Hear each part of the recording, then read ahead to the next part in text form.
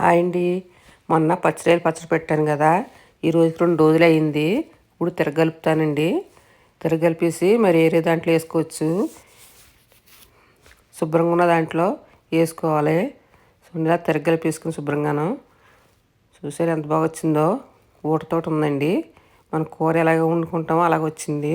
చాలా బాగుంటుంది పచ్చడి. రైస్లో బాగా కలుపుతుంది.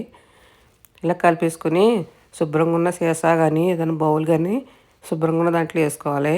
చూడండి, ఈ బౌల్ వేసుకోవచ్చు. ఇందులో పాడవదు, గాజు సీసా అలాగే ఉంటుంది ఇది కూడాను. ఇలా దాంట్లో పెట్టేసుకొని ఎందుకన్నా ఫ్రిడ్జ్లో పెట్టుకోవచ్చు, లేదంటే బయట ఉండించుకున్నా పర్వాలేదు. ఫ్రిడ్జ్లో పెడితే పాడదు. 3 నెలలు 4 నెలల వరకు అలాగ ఉంటుంది. బయట అయితే 2 నెలల వరకు ఉంటుందండి నిల్వ. మనం వేసేసుకుంటాం కదా, బాగానే బాగుంటుంది కదా రైస్లోకి.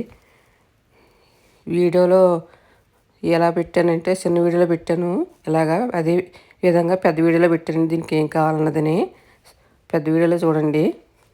ఓకేనా? చాలా బాగుంటుంది పచ్చడి. మీరు కూడా ఇలా పెట్టుకుని చూడండి. నిల్వ ఉంటే బాగుంటుంది, చాలా బాగుంటుంది. చూసి లైక్ చేయండి, షేర్ చేయండి. బాయ్.